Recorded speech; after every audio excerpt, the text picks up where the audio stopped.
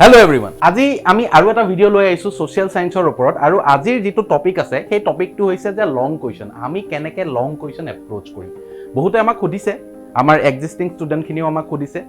আৰু আমি ইউটিউবতো দুই এটা কমেন্ট দেখিবলৈ পাইছো যে আমি লং কোৱেশ্চনছ বিলাক কেনেকৈ এটেম্প্ট কৰিম কি ধৰণে লিখিলে আমি লং কোৱেশ্চন বিলাকক মাৰ্ক পাম গতিকে আমি আজিৰ ভিডিওটো সম্পূৰ্ণ লং কোৱেশ্চনৰ ওপৰতে বনাবলৈ চেষ্টা কৰিছো লগতে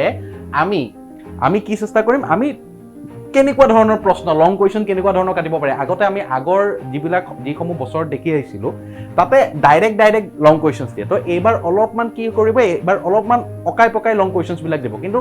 যদি আমি চাবলৈ যাওঁ একেবাৰে সহজেই হয় ঠিক আছে একেবাৰে সহজ যেনেই লাগিব কিন্তু অকমান সেই কোৱেশ্চন বিলাক অলপমান অকাই পকাই দিয়াৰ কাৰণে কেতিয়াবা কি হয় ষ্টুডেন্ট বিলাকৰ অলপমান কনফিউজিং হয় আৰু কনফিউজ হৈ যোৱাৰ পিছত তেওঁলোকে হয়তো এটেম্প্ট কৰিব কেতিয়াবা নোৱাৰিব পাৰে ঠিক আছে গতিকে আমি এটা বস্তু আজি শিকিম যে লং কোৱেশ্চন আমি এটেম্প্ট কেনেকৈ কৰিম ঠিক আছে গতিকে বৰ বেছি দেৰি নকৰো মই এটা প্ৰশ্ন লৈ আহিছো লং কোৱেশ্চন এটা লৈ আহিছো মই গোটেই যেহেতু এটো আমাৰ কাৰণে পসিবল নহয় যে গোটেইখিনি লং কোৱেশ্চনৰ এনসাৰ আমি ইয়াত দিম কিন্তু কেনেকৈ লং কোৱেশ্চনছ কৰিব লাগে আমি তাৰ লং কোৱেশ্চনৰ উত্তৰসমূহ আমি কেনেকৈ লিখিব লাগে তাৰ ওপৰত আমি তোমালোকক কিছুমান কথা জনাম আৰু এটা কোৱেশ্চনৰ ওপৰত আমি সেই গোটেই বস্তুখিনি কৰিবলৈ চেষ্টা কৰিম ঠিক আছে বৰ বেছি দেৰি নকৰাকে আমি আমাৰ আজি ভিডিওটো ষ্টাৰ্ট কৰো আমাৰ এই মেইন টপিকটো আমি ষ্টাৰ্ট কৰো এটা প্ৰশ্ন আহিছে আৰু এই প্ৰশ্নটো মই ক'ৰ পৰা লৈছো জানানে এই প্ৰশ্নটো মই সেবাই যোনখন দি থৈছে স্যাম্পল পেপাৰ তাৰ পৰাই পাৰ্টিশন অফ বেংগলৰ পৰাই এই প্ৰশ্নটো মই লৈছো আৰু প্ৰশ্নটোত কি কৈছে যে the Daily Telegraph London on 11th October 1907 wrote the Bengal women are the most obstinate and most dangerous antagonist of English what was the reason behind the above statement on Bengal women এতিয়া মই কথাটো মই অসমীয়াটো কৈ দিও যে হেতু সময়ত 1907 চনৰ 11 অক্টোবৰ তাৰিখে লণ্ডনত হেতু সময়ত এখন পেপাৰ পাবলিশ হৈছিল ঠিক আছে আৰু সেই পেপাৰখনৰ নাম আছিল দা টেলিগ্ৰাফ ডেইলি টেলিগ্ৰাফ ঠিক আছে ডেইলি টেলিগ্ৰাফত এটা প্ৰবন্ধ ওলাইছিল আৰু প্ৰবন্ধসমূহ এই প্ৰবন্ধটোত লিখিছিল যে স্বদেশী মুভমেন্টৰ সময়ত সেই প্ৰবন্ধটোত কৈছিল যে বেংগলৰ যিসমূহ বেংগলৰ নাৰী আছে সেই নাৰীসমূহ আটাইতকৈ ইংৰাজৰ কাৰণে আটাইতকৈ দুৰ্গম আৰু বিপদজনক ঠিক আছে আমি অসমীয়াত কেনেকৈ আমি অসমীয়াৰ লাইনটো কি আছিল বেংগলৰ নাৰীসমূহ ইংৰাজৰ বাবে আটাইতকৈ দুৰ্গম আৰু বিপদজনক এই প্ৰবন্ধটোত বেংগলৰ নাৰীসমূহৰ ওপৰত বেংগলৰ যিসমূহ নাৰী আছে সেইসমূহত বেংগলৰ নাৰীসমূহক তেনেকৈ কৈছিল কিহৰ কাৰণে কৈছিল সেই দা ডেইলি টেলিগ্ৰাফৰ সেই প্ৰবন্ধটোত কিহৰ কাৰণে বেংগলৰ নাৰীসমূহক ইংৰাজৰ বাবে আটাইতকৈ দুৰ্গম আৰু বিপদজনক বুলি কৈছিল কাৰণটো কি ইয়াৰ কাৰণটো কি আছিল সেইটো জানিবলৈ প্ৰশ্নটো দিছে আৰু ইয়াত মাৰ্ক দি থোৱা আছে 4 নম্বৰ ঠিক আছে মাৰ্ক দি থোৱা আছে 4 নম্বৰ 4 মাৰ্ক তো 4 মাৰ্কছৰ কাৰণে আমি যেতিয়া কোৱেশ্চনৰ এনসাৰটো লিখিম আমি যেতিয়া লং কোৱেশ্চনৰ এনসাৰটো লিখিম 4 মাৰ্কছ এটা যেতিয়া আমি এটেম্প্ট কৰিবলৈ যাম তেতিয়া আমাৰ মেক্সিমাম কিমান 100ৰ পৰা 120 ওয়াৰ্ডছৰ ভিতৰত আমি কথাখিনি লিখিব লাগিব কিমান ভিতৰত লিখিব লাগিব 100ৰ পৰা 100 to 120 ওয়াৰ্ডছৰ ভিতৰত আমি 4 মাৰ্কছৰ কাৰণে এনসাৰটো আমি প্ৰিপেয়াৰ কৰিব পাৰিব লাগে এতিয়া তোমালোকে 100টা ওয়াৰ্ড দেখিবলৈ তোমালোকে হয়তো মনত ভয় সোমাই যাব পাৰে কিন্তু তোমালোকে এটা বস্তু ইয়াত মই যেতিয়া কৈ দিম কথাখিনি ইনফৰমেশনখিনি যদি তোমালোকে সোমোৱাই দিব পাৰা 100টা 120টা ওয়াৰ্ড এনে হৈ যায় এটা 100ৰ পৰা 120টা ওয়াৰ্ড ম্যাক্সিমাম 1 পেজ এক পেজ ঠিক আছে এক পেজতকৈ অলপমান কমে হয় ঠিক আছে এক পেজতকৈ অকমান কমে হয় কিন্তু আমি লিখি কি আছো আমি সেই বস্তুটো চাব লাগিব এতিয়া এই কোৱেশ্চনটোৰ এনসাৰটো কি হ'ব পাৰে এই কোৱেশ্চনটোৰ এনসাৰটো আমি কিতাপখনৰ সেইটো পৰ্চনত পাম য'ত কি লিখা আছে যে কন্ট্ৰিবিউশন অফ ওমেন টু দা স্বদেশী মুভমেন্ট আমি কোনটো পৰ্চনত পাম কন্ট্ৰিবিউশন অফ ওমেন টু দা স্বদেশী মুভমেন্ট ঠিক আছে এই প্যাৰাগ্ৰাফটোত আমি পাম মানে কি সেইটো সময়ত স্বদেশী মুভমেন্টত বেংগলৰ নাৰীসমূহৰ অৱদান আমি দুগৰাকী লিডাৰৰ নাম আমি ইনফৰমেশনত আমি সোমাব লাগিব এজনী হৈ গৈছে সৰলা দেৱী চৌধুৰী এজনী কি আছিল এগৰাকী কোন আছিল সৰলা দেৱী চৌধুৰী এতিয়া সৰলা দেৱী চৌধুৰীৰ নামটো আমি সোমোৱাৰ লগে লগে তেখেতে কেনেকৈ কমিউনিটি ডেভেলপ কৰিবৰ কাৰণে কাম কৰিছিল মই কি কৈছো যে কমিউনিটি ডেভেলপমেন্টৰ কাৰণে কমিউনিটি ডেভেলপমেন্টৰ কাৰণে কি কাম কৰিছিল আমি সেই ইনফৰমেশনখিনি আমি সুমুৱাব লাগিব কিৱৰ্ডছ এগেইন কিৱৰ্ডছ আমি লং কোৱেশ্যনৰ সদায় কিৱৰ্ডছ লিখিম মূল শব্দ কিৱৰ্ডছ মানে হৈ গৈছে মূল শব্দসমূহ সৰলা দেৱী চৌধুৰী এটা কিৱৰ্ড ঠিক আছে আমি তেখেতৰ নামটো মেনশন কৰিব লাগিব লগতে তেখেতে কি কমিউনিটি ডেভেলপমেন্টৰ কাৰণে মানুহক সংগঠিত কৰিবৰ কাৰণে কি কাম কৰিছিল এটা বিৰাষ্টমী ব্ৰত পালন কৰিছিল মই দুই এটা এনেকুৱা নহয় যে গোটেই বস্তুখিনি লিখিব লাগিব তোমালোকৰ যদি হেতু সময়ত পৰীক্ষাত যদি মনতো পৰা নাই তেতিয়া হলে তোমালোকে গোটেইখিনি মনত নেপেলাই দুই তিনটা এনেকুৱা ধৰণৰ ইনফৰমেশন যদি তোমালোকে সুমুৱাব পাৰা তেতিয়া তোমালোকৰ যেটো এনসাৰ ৰাইটিং স্কিল আছে সেই এনসাৰ ৰাইটিং স্কিলটো ষ্ট্ৰং হৈ যায় এটা বিৰাষ্টমী ব্ৰতটো কি আছিল বিৰাষ্টমী ব্ৰত এটা আছিল যে হেতু সময়ত এটা হিন্দু উৎসৱ হয় আৰু সেই হিন্দু উৎসৱ সময়ত বীৰ যিসকল পুৰুষ আছে বীৰ পুৰুষসকলৰ হেৰি কৰি পেলাই তেওঁলোকৰ পূজা কৰিছিল পূজা মানে কি তেওঁলোকৰ ভালৰ কাৰণে পূজা কৰিছিল আমাৰ দেশক বীৰ পুৰুষ লাগে তো হেতুকে কয় বিৰাষ্টমী ব্ৰত ঠিক আছে বিৰাষ্টমী ব্ৰত পালন কৰিছিল মানে বিৰাষ্টমী ব্ৰতটো যেতিয়া পালন কৰিছে তাৰ মানে কি সকলো মানুহ একগোট হৈছে এটা উৎসৱ হৈছে হয়নে উৎসৱ হৈছে মানে গোটেই মানুহখিনি একগোট হোৱাৰ কাৰণে কমিউনিটি ডেভেলপমেন্ট হৈছে আৰু বিৰাষ্টমী ব্ৰতত অকল বিৰাষ্টমী ব্ৰত পালন কৰে নহয় ব্ৰিটিছৰ যিসমূহ সেই ব্ৰতসমূহ সেই তেনেকুৱা ধৰণৰ উৎসৱসমূহ ব্ৰিটিছৰ যিসমূহ এডমিনিষ্ট্ৰেশ্যন আছিলে সেই এডমিনিষ্ট্ৰেশ্যনখিনি ভাল হৈ আছে নে বেয়া হৈ আছে তাৰ ওপৰত কথা বতৰা অফক'ৰ্ছ পাতিছিলে কমিউনিটি এটা ডেভেলপমেন্ট হ'লে তেনেকুৱা ধৰণৰ কথা বতৰা পতা যায় তাৰপিছত কি পাতিছিলে প্ৰতাপাদিত্য উৎসৱ পাতিছিলে ঠিক আছে তো এইটো এটা কমিউনিটি ডেভেলপমেন্ট আছিলে ঠিক আছে তাৰপিছত শিৱাজী মহাৰাষ্ট্ৰৰ শিৱাজী ফেষ্টিভেল পাতিছিলে কমিউনিটি ডেভেলপমেন্টৰ কাৰণে ফেষ্টিভেল হয় কিন্তু তাতে কি হৈ আছে কমিউনিটি ডেভেলপ হৈ আছে তাতে মানুহ একগোট হৈ আছে ঠিক আছে গোটেই মানুহখিনি একগোট হৈ আছে আৰু সেই তাতে ব্ৰিটিছৰ এজেণ্ডাসমূহৰ এগেইনষ্টত কথা বতৰা পতা হৈছে শিৱাজী উৎসৱ মই কি কৰি আছো মই কিৱৰ্ড সুমুৱাই আছো ঠিক আছে ল্যাঙ্গুৱেজটো তোমালোকৰ হ'ব পাৰে কিন্তু ল্যাঙ্গুৱেজটো নিজৰ মতে লিখিব পাৰা সকলোৰে লিখা ল্যাঙ্গুৱেজ বেলেগ থাকে কিন্তু কিৱৰ্ডখিনি মই সুমুৱাই আছো ঠিক আছে কিৱৰ্ডখিনি মই সুমুৱাই আছো গতিকে এনেকুৱা ধৰণৰ কামসমূহ সৰলা দেৱী চৌধুৰীয়ে কৰিছিল মানে কি কৰি আছে উৎসৱসমূহ পাতিছে মানে কমিউনিটি ডেভেলপ কৰি আছে হয়নে তাৰপিছত আমি আৰু এগৰাকী মহিয়সীৰ কথা আমি ক'ব লাগিব তেখেতৰ নাম হৈ গৈছে তেখেতৰ নাম ইয়াৰ ভিতৰত আমি সুমাব লাগিব তেখেতৰ নাম আছিল সিস্টাৰ নিবেদিতা এতিয়া মই তোমালোকক এটা ইয়াতে হোমৱৰ্ক দিম যে সিস্টাৰ নিবেদিতাৰ আসল নামটো কি আছিল তোমালোকে আমাৰ কমেন্ট সেকশনত পেস্ট কৰিবা what is the real name of sister Nivedita তো আমি সিস্টাৰ নিবেদিতাৰ ভগ্নী নিবেদিতা মানে অসমীয়াত ভগ্নী নিবেদিতা সিস্টাৰ নিবেদিতাই কি কৰিছিল সেইখিনি কথা আমি জানিব লাগিব তেখেতেও কমিউনিটি ডেভেলপমেন্টৰ কাৰণে কাম কৰিছিল মানুহ একগোট কৰিব সংগঠিত কৰিবৰ কাৰণে কাম কৰিছিল যেনে ডাউন সোসাইটি ইয়ং মেন্স হিন্দু উৎসৱ পাতিছিল তো এনেকুৱা ধৰণৰ যিসমূহ কমিউনিটি ডেভেলপমেন্টৰ কাৰণে কাম আছিলে মানুহক সংগঠিত কৰি পেলাই সেইসমূহ কাম কৰিছিল আৰু সেইসমূহ উৎসৱ বা সেইসমূহ সোসাইটিত পিছৰ পৰ্যায়লৈ ব্ৰিটিছ এডমিনিষ্ট্ৰেশ্যনৰ এগেইনষ্টত ব্ৰিটিছ যি প্ৰশাসন আছে সেই ব্ৰিটিছ প্ৰশাসনৰ এগেইনষ্টত কি হৈছিল তাতে কথা বতৰা হৈছিল প্লেনিং হৈছিল ঠিক আছে ব্ৰিটিছৰ যিসমূহ পলিচি আছে সেই পলিচিসমূহ কেনে ধৰণে আমি বয়কট কৰিব লাগে তাৰ ওপৰত কথা বতৰা পতা হৈছিল মানুহ একগোট হৈ পেলাই সেইখিনি কথা মেইন মোটিভটো আছিল সেইটো কথা ঠিক আছে গতিকে এই 4 নম্বৰৰ প্ৰশ্নটোত আমি যদি এইখিনি ইনফৰমেশন আমি যদি সুমুৱাব পাৰো নিজৰ ভাষাত 100 পৰা 120টা ওয়াৰ্ডছৰ ভিতৰত তেতিয়া হলে তোমালোকে 4 মাৰ্কস এটা পাবা সো এনসাৰ ৰাইটিং আমি এনেকে কৰিব লাগিব এটা নেক্সট প্ৰশ্নটো লৈ আহিছো নেক্সট প্ৰশ্নটোত কি কৈছে যে সতীশ চন্দ্ৰ মুখাৰ্জীয়ে কলিকতা ইউনিভাৰ্চিটিক হাউস অফ স্লেভ বুলি কৈছিল গোলামখানা বুলি কৈছিল কি বুলি কৈছিল গোলামখানা বা হাউস অফ স্লেভ বুলি কৈছিল কিহৰ কাৰণে এটা প্ৰশ্নটো আছে এটো 1+2 দুটা প্ৰশ্ন আহিছো মানে টোটাল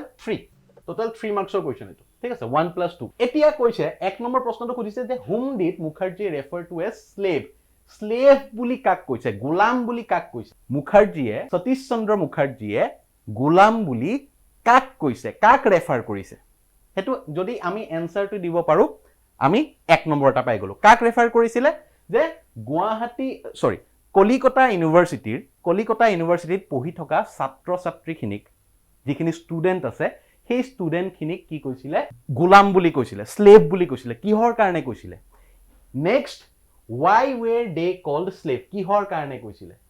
এটোত আছে 2 নম্বৰ তো ইয়াৰ এনসাৰটো কি হ'ব আমি কমন সেন্সৰ পৰাই কৰিব পাৰিম হেতু সময়ত আমাৰ ন্যাশনাল এডুকেশন keyword again 2 মাৰ্কৰ কাৰণে আমি কিমান লিখিব লাগিব ম্যাক্সিমাম 25 to 30 words আমি লিখিব লাগে 2 মাৰ্কৰ কাৰণে ঠিক আছে 25 to 30 word এতিয়া তাতে যিমান কিৱৰ্ড সোমাব পাৰা আমি জানো স্বদেশী মুভমেন্টৰ সময়ত কি প্ৰমোট হৈ আছিল ন্যাশনাল এডুকেশন জাতীয় শিক্ষা প্ৰমোট কৰা গৈছিল জাতীয় শিক্ষা বা ন্যাশনাল এডুকেশন মানে হৈ গৈছে কি যে আমি ব্ৰিটিছ এডুকেশন নলও ব্ৰিটিছৰ ইউৰোপিয়ান এডুকেশন ইউৰোপিয়ান হিষ্ট্ৰী আমি নপঢ়ো ইউৰোপিয়ান জিওগ্ৰাফি আমি নপঢ়ো আমি কি বুলি কয় ইউৰোপিয়ান যি সাহিত্য আছে ঠিক আছে সাহিত্য আমি নপঢ়ো আমাক কি লাগে ন্যাশনাল এডুকেশন লাগে আমাৰ নিজৰ দেশৰ অৰ্থনীতিৰ কথা আমাক পঢ়িব লাগে আমি নিজৰ ন্যাশনাল হিষ্ট্ৰী পঢ়িব লাগে ঠিক আছে আমি ন্যাশনাল জিওগ্ৰাফি পঢ়িব লাগে আমাৰ জাতীয় ভাৰতৰ জিওগ্ৰাফি হিষ্ট্ৰী এইবিলাক পঢ়িব লাগে হেতুৰ ওপৰত এটা আন্দোলন হৈ আছিল মুভমেন্টটো হেতুৰ ওপৰত ন্যাশনাল এডুকেশনৰ প্ৰমোট কৰিবলৈ বিচাৰি আছিল ন্যাশনাল এডুকেশনটো কিৱৰ্ড এটা কথাটো হৈ গৈছে যে কিহৰ কাৰণে কৈছিলে কাৰণ কেলকাতা ইউনিভাৰ্সিটি হেতু সময়ত কেলকাতা ইউনিভাৰ্সিটিত ব্ৰিটিছ এডুকেশন কেলকাতা ইউনিভাৰ্সিটিত ইন 1905 to 11 অৰ ভিতৰত কি হেতু সময়ত কি আছিল ব্ৰিটিছ এডুকেশন তাতে যেটো কোৰ্স কাৰিকুলাম সেই কাৰিকুলামটোত বেসিক্যালি ব্ৰিটিছ এডুকেশন আছিল British history British economy British geography ঠিক আছে ব্ৰিটিছ লিটাৰেচাৰ ব্ৰিটিছৰ সাহিত্য আছিল গতিকে তাৰ মানে কি আমাৰ দেশৰ মানুহখিনিয়ে ব্ৰিটেইনৰ অফ কোৰ্স থাকিব কাৰণ এডমিনিষ্ট্ৰেচন কাৰ আছিল ব্ৰিটিছৰ আছিল ঠিক আছে না প্ৰশাসন ব্ৰিটিছৰ আছিল সো এডুকেশনো ব্ৰিটিছৰে হ'ব তো হেতু সময়ত আমাৰ মানুহখিনিয়ে বাহিৰৰ কথা বেছি ব্ৰিটিছৰ কথা বেছি জানি আছিল তো আলটিমেটলি হিহঁতৰ আমি গোলাম হ'বলৈ গৈ আছিল ব্ৰিটিছে যেটো ইনপুট কৰে আমাৰ মাইন্ডত আমি হেতু লৈ আছিল হেতু সময়ত দেই ন্যাশনাল এডুকেশন প্ৰমোট কৰাৰ স্বাৰ্থতে কি কৈছিলে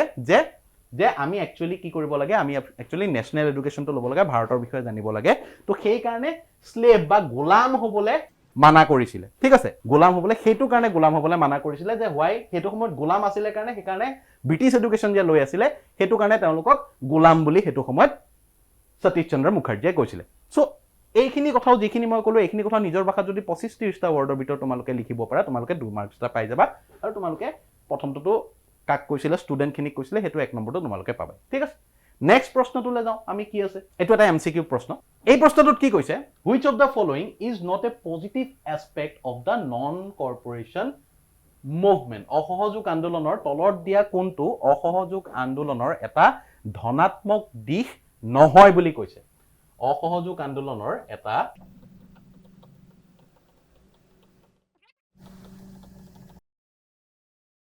অপশন কিটা আমি চাও যে promotion of Hindu Muslim unity to promotion of Hindu আৰু মুছলমানৰ মাজত এটা সম্প্ৰীতি থাকিব লাগে হেতুটো এটা পজিটিভ এসপেক্ট হয় হিন্দু মুসলিম মিলিজুলি থাকিব লাগে ঠিক আছে এটো আমি এক্সক্লুড কৰিব পাৰো নেক্সট কৈছে যে revival of hand spinning and weaving মানে হৈছে জতৰ তোমালোকে দেখিছান নাই নাজানো কিন্তু জতৰ খুটা কাটা জতৰৰ প্ৰমোশনটো এটা কিন্তু পজিটিভ এক্সপেক্টেড ধনাত্মক এটা কাৰকে আছিল কাৰণ জতৰৰ প্ৰমোশন হোৱাৰ কাৰণে হেতু সময়ত ব্ৰিটিছৰ যি গুডছ তাৰ ভিতৰত সবতকে ইম্পৰ্টেন্ট বস্তুটো আছিল ক্লথছ বা কাপোৰ আৰু এই কাপোৰৰ ব্ৰিটিছৰ মানচেষ্টাৰৰ পৰা যেটো কাপোৰ আহিছিল সেই কাপোৰটোৱে ব্ৰিটিছৰ যেটো ইন্ডিয়াৰ পৰা যেটো আৰ্নিং যেটো ইকোনমি ব্ৰিটিছ ইকোনমিটো বিৰাট ষ্ট্ৰং কৰিছিল ইন্ডিয়াত তাৰ বাহিৰৰ পৰা বস্তু আহিছিল ইন্ডিয়াত মানুহে হেখিনি কনজিউম কৰিছিল লৈছিল আৰু তাৰ পৰা ব্ৰিটিছে যথেষ্টখিনি মুনাফা লাভ পাইছিল তো হেতু কাৰণে ব্ৰিটিছ যেটো ইকোনমি আছে এটো ষ্ট্ৰং হৈছিল সো এই ব্ৰিটিছ গুডছৰ ভিতৰত কাপোৰটো যেতিয়া আমাৰ ভাৰতৰ মানুহখিনিয়ে জতৰৰ ব্যৱহাৰেৰে যেতিয়া খাদি নিজে খুটা কাটি পেলাই কাপোৰ বনাবলৈ ললে খাদি কাপোৰ বনাবলৈ ললে তেতিয়া কি হ'ল তেতিয়া মানুহবিলাকে কি কৰিলে ব্ৰিটিছ ক্লথছ বয়কট কৰাৰ লগে লগে ব্ৰিটিছৰ যেটো ইকোনমি আছিল তাৰ সেই ইকোনমিটোৰ ওপৰত এটা ইম্প্যাক্ট কৰিছিল আৰু এটো কি বুলি কোৱা যায় এটো এটা বিৰাট ধুনীয়া এটা শব্দ আছে ইকোনমিক ব্লকেজ ঠিক আছে অৰ্থনৈতিক এটা অৱৰোধ কাইন্ড অফ ইকোনমিক ব্লকেজ এটা কাইন্ড অফ অৰ্থনৈতিক অৱৰোধ বুলি কোৱা যায় যেতিয়া আমাৰ নেশ্যনেল ক্লথ প্ৰমোট হ'ল, খাদীৰ প্ৰমোট হ'ল। তাৰ মানে কি ব্ৰিটিছৰ বাহিৰৰ মানচেষ্টাৰৰ পৰা অহা কাপোৰ চাৰ্ট পেণ্ট মানুহে অলপ হ'লেও পিন্ধা কমাইছিলে, তাৰ মানে ব্ৰিটিছৰ অৰ্থনীতিৰ ওপৰতো এটা প্ৰভাৱ পৰিছিলে বুলি আমি ক'ব পাৰোঁ। গতিকে এইটো এটা revival of hand spinning and ৱেভিং, যঁতৰৰ ব্যৱহাৰটো এটা পজিটিভ এছপেক্টেই আছিলে। মানুহে যেতিয়া খাদী কাপোৰ নিজে বনাই পিন্ধিবলৈ ল'লে, তাৰমানে কি এটা স্মল স্কেল ইণ্ডাষ্ট্ৰী, এটা লাহে লাহে কিছুমান স্মল স্কেল ইণ্ডাষ্ট্ৰী পিছলে সেইবিলাক লাৰ্জ স্কেল হৈ গ'ল। যেনেকৈ গুজৰাটৰ চুৰটত ডাঙৰ কাপোৰৰ কাৰণে চুৰট বিখ্যাত, গুজৰাটৰ চুৰট, ঠিক আছে। চ' স্মল স্কেল ইণ্ডাষ্ট্ৰী প্ৰমোট হ'ল, লগতে সেই স্মল স্কেল ইণ্ডাষ্ট্ৰীবিলাক কাপোৰৰ ব্যৱসায় মানুহে লাৰ্জ স্কেলত বৃহৎ হেৰিত পৰিমাণত কৰিবলৈ লয়। গুজৰাটৰ চুৰটৰ কথা আমি জানো, কাপোৰৰ কাৰণে বিখ্যাত, ঠিক আছে, চুৰট, হয়নে? চ' এতিয়া এই স্মল স্কেল ইণ্ডাষ্ট্ৰীবিলাক যেতিয়া ডেভেলপ হ'ল ইণ্ডিয়া, তাৰ মানে কি ইণ্ডিয়াৰ যিটো ভাৰতীয় অৰ্থনীতি, যিটো ইণ্ডিয়ান ইকনমিটোৰ ডেভেলপ হ'বলৈ ধৰিলে, ভাৰতীয় অৰ্থনীতিও ডেভেলপ হ'বলৈ ধৰিলে। তাৰমানে এইটো এটা পজিটিভ এছপেক্ট আছিলে যঁতৰৰ ব্যৱহাৰটো কি বুলি কোৱা বাঢ়ি যোৱাটো, ঠিক আছে। তাৰপিছত কৈছে ৰিমুভেল অফ দ্য চিটো কৈছে বয়কট অফ দ্য লেজিছলেচাৰ। এইটো এটা নিগেটিভ এছপেক্ট আছিলে মোৰ বোধেৰে। যদিও ব্ৰিটিছ এডমিনিষ্ট্ৰেশ্যন আছিলে, কিন্তু সেইটো সময়ত ব্ৰিটিছটো গভৰ্ণমেণ্ট, গতিকে দেশ এখন চলিবৰ কাৰণে চৰকাৰ এখনটো লাগিবই, বিধানমণ্ডলক যদি বয়কট কৰি দিয়া যায়, তেতিয়াহ'লে চৰকাৰখন চলিব কেনেকৈ? এইটো এটা একচুৱেলি নিগেটিভ এছপেক্ট আছিলে। গতিকে ৰিমুভেল অফ আনটাচেবিলিটিও এটা পজিটিভ আনটাচেবিলিটি নাইকিয়া হৈ যোৱাটো এটা পজিটিভ এছপেক্ট আছিলে, ঠিক আছে। গতিকে ইয়াৰ কাৰেক্ট অপশ্যনটো কি হ'ব? Not a positive aspect. কোনটো ঋণাত্মক? সেইটো হৈ গৈছে বয়কট অফ দ্য লেজিছলেচাৰ, বিধানমণ্ডলৰ বৰ্জন কৰি দিয়াটো আছিলে এটা নিগেটিভ এছপেক্ট বা ঋণাত্মক এটা দিশ, ঠিক আছে। নেক্সট কুৱেশ্যনটোলৈ আমি যাওঁ। আচ্ছা, এইটো তোমালোকৰ কাৰণে টোটেল এটা হোমৱৰ্ক কুৱেশ্যন। এই ফটোখন তোমালোকে চোৱা, মন কৰা, এই ফটোখন তোমালোকে মন কৰা, দেখিছা? আৰু ফটোখন একচুৱেলি এনেকুৱা ধৰণৰ প্ৰশ্ন আহিব, তোমালোকে দেখিছা আমাৰ টেষ্ট পেপাৰবিলাকত পিক্টৰিয়েল যিবিলাক কুৱেশ্যন আছে, পিকচাৰ দি পেলাই কুৱেশ্যনছ কিছুমান বনাই দিয়ে। গতিকে মই তেনেকুৱা এটা এই ফটোখন তোমালোকলৈ লৈ আহিছোঁ। তোমালোকে ক'ব লাগিব যে এই ইনষ্টিটিউশ্যনটোৰ নাম কি, নেম অফ দ্য ইনষ্টিটিউশ্যন। এইটো homework. What is the name of the institution? বেলেগ ধৰণে প্ৰশ্নটো ফ্ৰেম কৰিব পাৰে, বাট পিকচাৰ দি পেলাই ফ্ৰেম কৰিব, ঠিক আছে, কৰিব পাৰে। এই অনুষ্ঠানটোৰ নামটো কি? নামটো কি? মই ইয়াত দিলোঁ ধৰা তোমালোকক 1 মাৰ্ক, 1 নম্বৰ, ঠিক আছে। এতিয়া এইটো ব্ৰড কুৱেশ্যন কেনেকৈ বনি যাব পাৰে, এইটো লং কুৱেশ্যন কেনেকৈ বনি যাব পাৰে? ইয়াত আৰু এটা 2 মাৰ্কছ এড কৰি দিব। আৰু এটা ধৰা আমি 1 মাৰ্কৰ আৰু এটা দি দিব পাৰোঁ। What is the